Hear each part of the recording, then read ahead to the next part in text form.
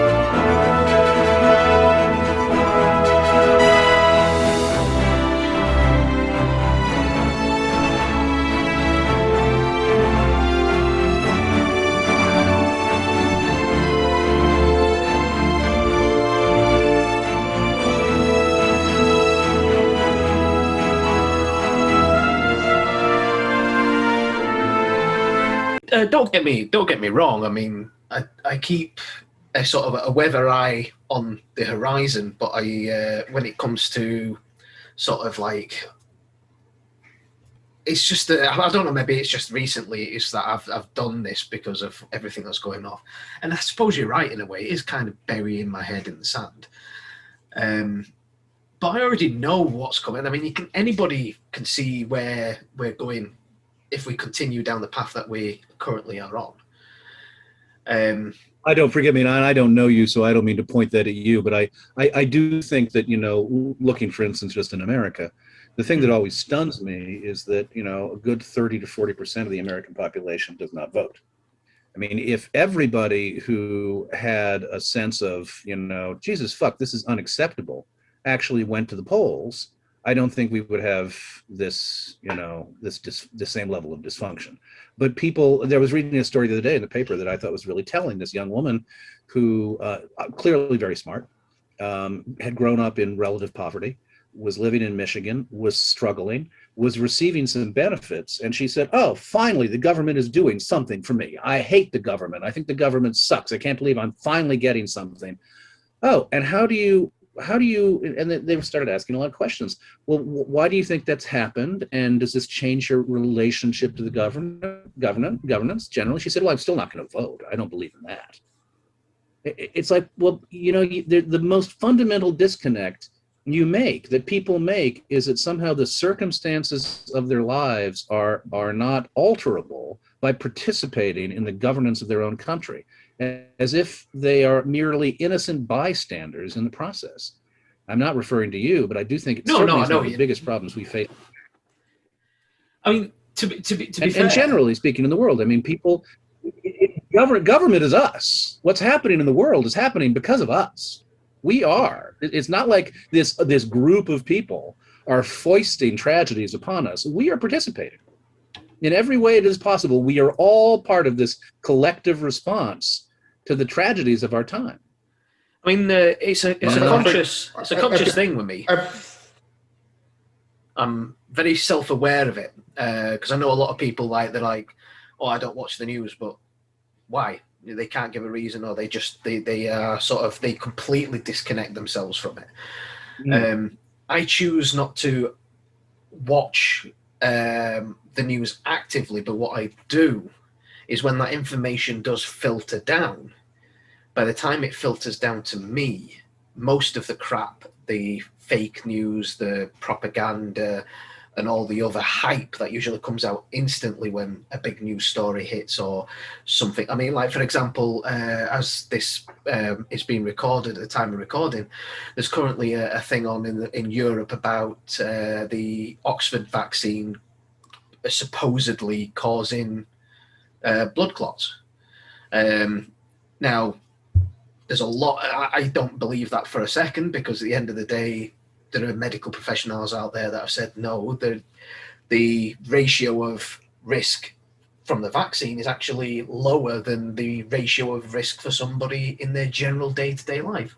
I think the guy that I listened to said that 1 in 1,000 people in their regular life would develop a blood clot, whereas 1 in 40,000 people that take the vaccine could potentially. There's the word. Could. Yes, so I take your point that to a certain extent you're trying to separate the wheat from the chaff. Yeah, basically. That, there's a lot of chaff, so you wait until the wheat arrives. I get that. I would only push back to this extent. I would say that the extent to which the world is a complicated place and that some more is demanded of all of us in terms of understanding what is going on that creates the conditions under which we live. I do think that people, not all people, but many people have abdicated their responsibility for knowing, for reading, and for understanding why we are in certain pickles. And that to me is one of the big concerns. And you get it. I mean, people have their lives, they have jobs, they've got their day-to-day obligations, their family needs. There's so much on everybody's plate. It is a lot to ask people to have a heightened awareness of why things are the way they are. And yet in the end, there is no substitute for knowledge. There is no substitute for having a working understanding of how the systems function and where we are being betrayed by the people who are nominally leading us. And I do miss that. I miss that and it perpetuates, I mean, in America, at least, I believe down to my bones that the project of the Republican Party is to keep Americans dumb. Keep them dumb. We do not invest in our education system. We are very anti-intellectual. There are people with a lot of money who get the value of that. A sheep-like populace that does not, pay attention to the issues can be convinced that the most important thing is the black people are coming for you. They're easily gulled, and people are easily gulled when they don't read, Yeah, I mean, I think when you look at any political campaign, the parameters between the parties that are likely to win it, the gap between them is becoming much smaller as the number of people who vote becomes smaller, because they're chasing this smaller 2% swing, 1% swing that's necessary to win the election. And because of that, we're not getting proper debate. Well, that's not true here in America. It's the opposite. We are so, I mean, once upon a time in American history, if you went back to like 1956, Eisenhower would have been a progressive centrist. There was broad unanimity of understanding about what the mission of governments was. Liberality in the sense of commonly held values was normative. And generally speaking, if you asked a guy on the street, and there have been many studies that show this, back then, what are the differences between the Democratic and the Republican Party? Most people go, I'm not sure, I don't know if there are any. Nowadays in America, the gulf is so fucking wide that we won't even talk to each other. There's been this amazing growth. Back in the day, 40, 50 years ago, if you ask somebody, how would you feel if your daughter or your son married somebody of the opposite political party? They'd go, I don't care. Nowadays, they would rather see you marry a fucking Russian spy than marry a Republican or a Democrat. I know personally people who have families who have literally split because one side of that family was, a Trump supporter and the other was a supporter of Biden. Me personally, whatever you, any of our listeners want, whatever your political preferences, wherever you are in the world, that's your right. Well, there aren't any conservatives listening now, I can tell you that. I've driven away. Whatever fraction of your audience might have been of the right have long abandoned you. Just like they're spray painting the walls of your house, actually, John. That's what they're doing. So just like the fact that I am a fan of Discovery to an extent, whereas Gregor basically after season 2, wasn't it? He bailed out. He always bails at the end of the second season. Yeah, it's amazing. In this case, I was fully justified, though, because it is rubbish. But before he goes on to a Discovery rant, which I try and avoid because once he gets going, but we will talk about that in a little bit because it is extremely fun to listen to and watch. I have a question. Have you ever had a Discovery guest? Will you ever have a Discovery guest? Probably, if they've ever listened to his rants, probably not. To be honest with you, we would love, and if anybody is listening that happens to have the ear of any Discovery actor, we would quite happily have you on, because I would love for them to sort of put Gregor's nose out of joint on a few things. Oh, whoa! How do you know? How do you know they're not going to come on and say, I used to get the script every week and go, what? They want me to read this fucking shit? Probably because they want to be in season 3, 4, 5. I was wait 20 years. Wait 20 years, Gregor. We become remarkably candid after 20 years.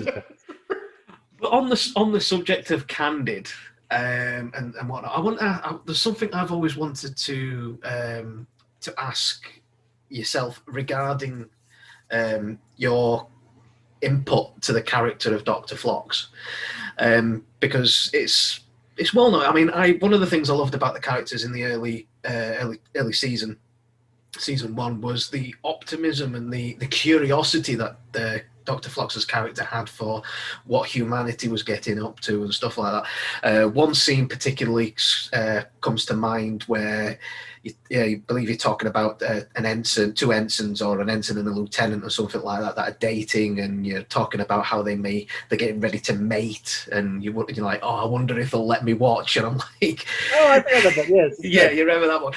Yes.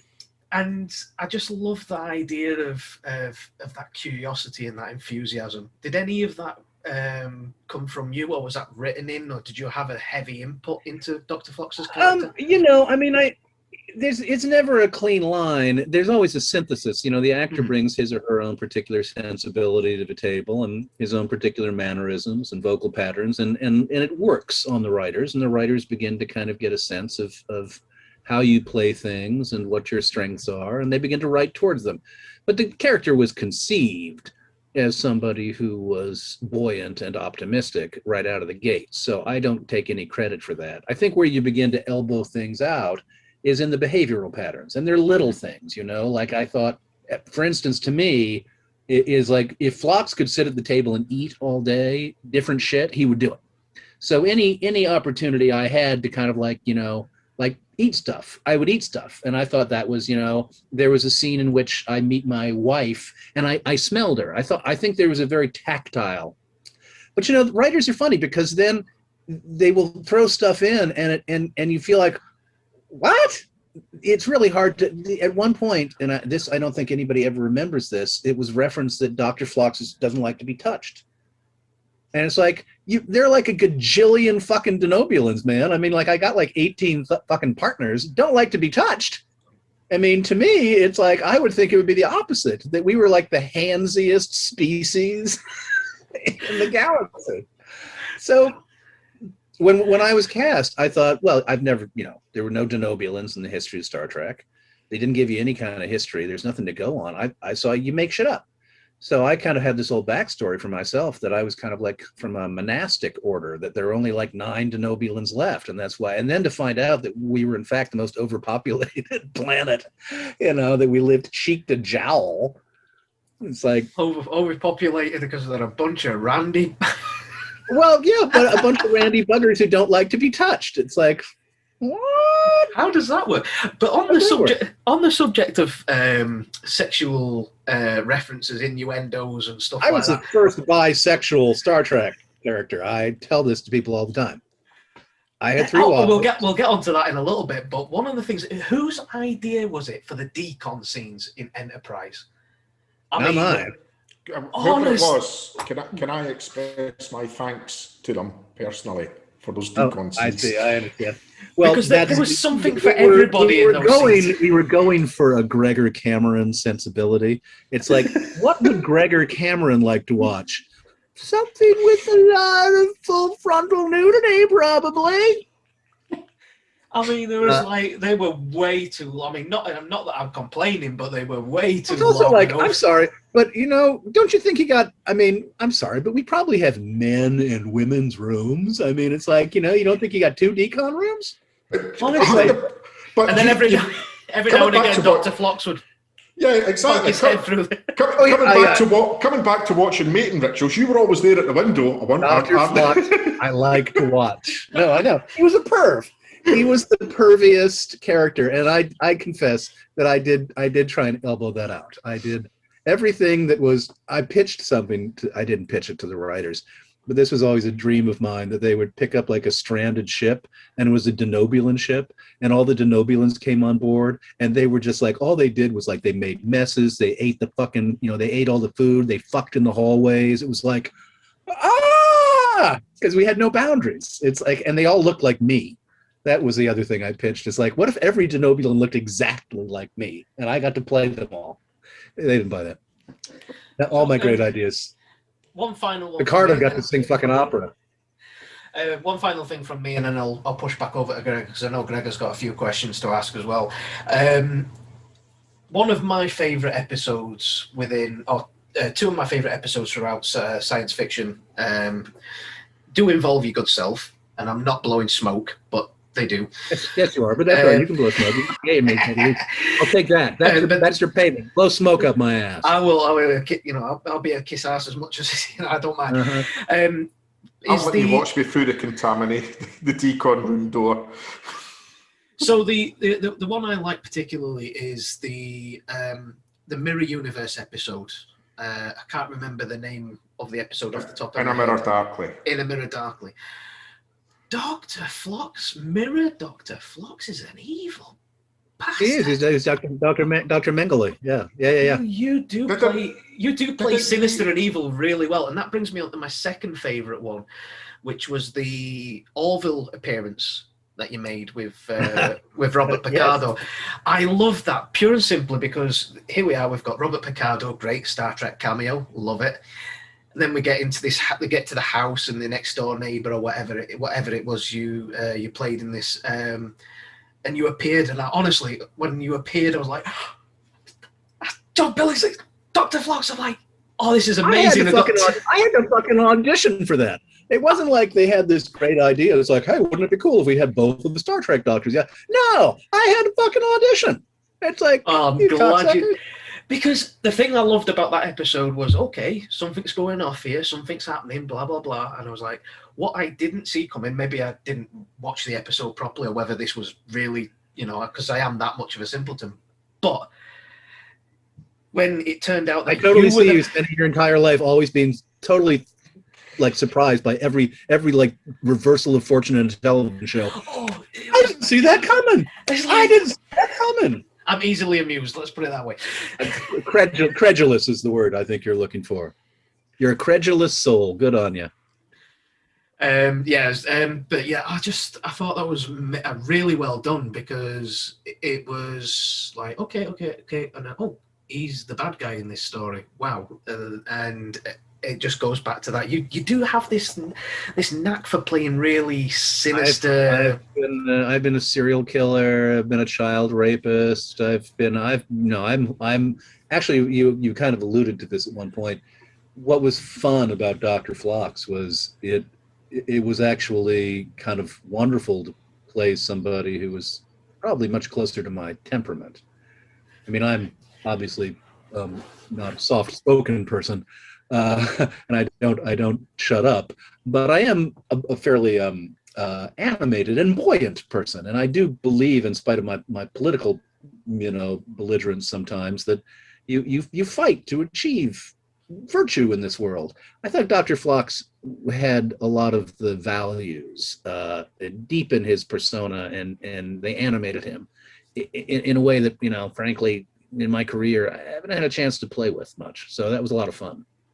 Yeah, I mean, I think Phlox, a lot of the time when they were encountering new species or different circumstances, the crew may express some kind of prejudice or prejudging a race, and it was always Phlox that would try and encourage them to look at it from the other viewpoint and be accepting of.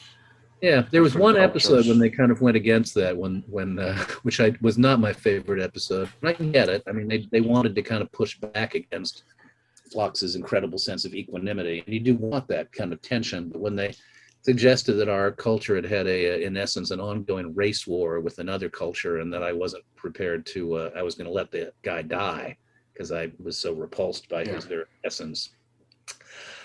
I thought that was maybe too out of character for Phlox, and too out of character for the Denobulans. But I guess that was the point they were making. But I watched that one. I did watch that one a couple of weeks ago, actually. The one where Archer orders Phlox to do the operation. I did think it was actually quite out of character. I did too. I did too. And you know, different. If you're number one on the call sheet, you have a lot more clout when it comes to knocking on the producer's door and saying, "Hey, I really not comfortable with this. I think this is taking my character in the wrong direction." If you're number 7 on the call sheet and you're the, you know, I wouldn't say I was the least important character by any means, but I would say that I certainly was not, you know, accorded a tremendous amount of screen time. I wasn't inclined to, you know, go, hey, it wasn't my, you know, that isn't really how I function in this business.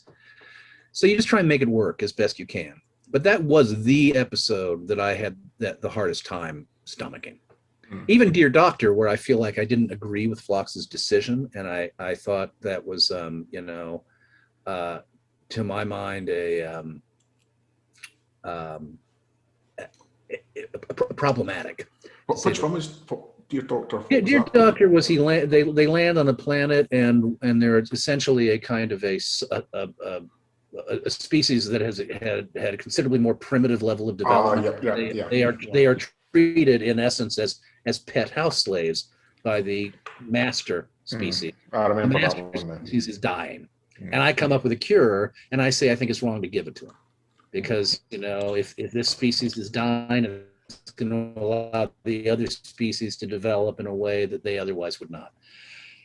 That was kind of, to me, like, I'm not sure I can get behind that, but, you know, but at least I thought, you know, I could see the argument, kinda, and I felt like it kind of more or less fit into Phlox's understanding how the universe works. Well, I think in defence of the writers here, although it was pre-Prime Directive, if there had been a Prime Directive, it was the episode in which the Prime Directive was first mentioned. Yeah. That at the very end of it, Scott says, "Now," which I was way too on the nose. Not Scott's fault; it was the right. He said, "Maybe if there was something like a directive, a Prime Directive." I felt Scott is like, "Yeah, you play that, motherfucker. Good luck." Yeah. Yeah. I mean, the only other thing I was just going to ask about writing was there ever when you were, I'm presuming this mostly Enterprise, because I'm guessing that you were in more episodes of Enterprise than any other show. Any other show? Yeah, absolutely. And was there ever a writer where you got the script and you looked forward to it because it was a specific writer, or did it not matter? No, not so much. I mean, not so much. I think when Manny came on, I did tend to really feel like Manny was very in sync with what made the show work and what made the show not. But no, I wasn't. I didn't really have quite my. I mean, for one thing, from season to season, people came, and John Scheiben, who I thought I quite liked his scripts in the first and second season. He wasn't writing a ton of them, but whenever we got one, I thought it was very interesting, and he didn't last. Chris Black was a good friend of mine. I liked his scripts. He didn't last. People come and go for various reasons. You know, there's staff writers. And you never know what goes on in the staff room, whether or not it's a function of personalities or somebody feels like they might be able to get more power and more responsibility somewhere else. They just get a better offer. You don't know. So some of the folks that I did like, Gar and Judith Reeves Stevens, I tended to like their stuff, and they kind of split too. Maybe you can settle a bet here. But Dr. Phlox's smile, right? Yes. Now, JJ has bet me a few beers that it's CGI. Hang on a minute. When did this happen? You think it's real? My theory is that what it is, they've got a couple of fish hooks in the corner of your mouth, and then two crew members with fishing string are pulling your mouth apart at either side. Yeah, JJ, you win some beers. Either way, I just want to point out here, he is trying to hustle me right now because that is the first I have ever heard of that bet. Well, but you're winning, JJ. You're not being hustled. You are actually getting free beers. I would say is that point, yeah, but it's Gregor is engaging in some very peculiar form of self-sabotage. He's willing to give you free beer to make a joke, which I can appreciate.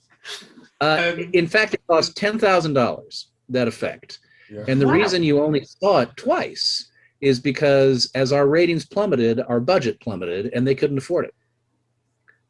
So you saw it at the very beginning, and you saw it at the very end, and you saw one other digital effect was you saw my head blow up. Oh yes, yeah.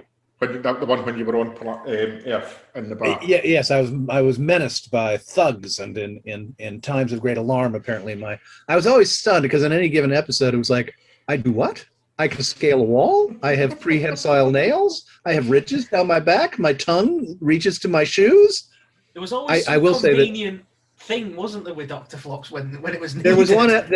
There was one episode when I'm walking around the ship naked. Everybody's been kind of put into a state of suspended animation because we're going through some quadrant of the galaxy where an intergalactic storm is going to fuck with their brainwave, blah, blah, blah, blah, blah.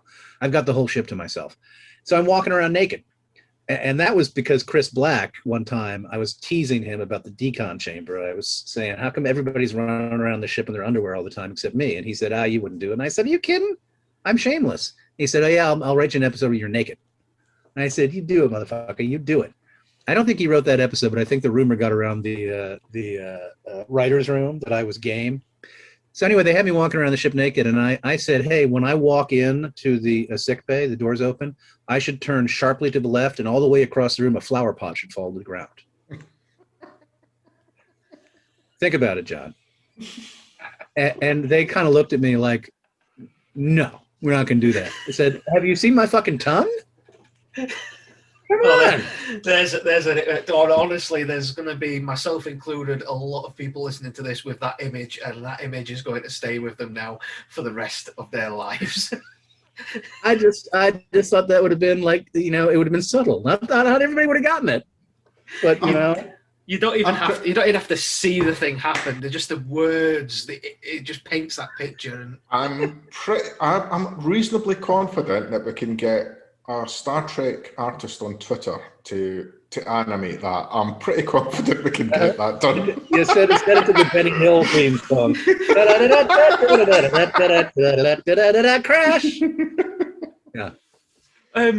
Honestly, I mean, so you mentioned, like I say, the cost of the digital animation for the effects, like the puffing and the smile and stuff like that.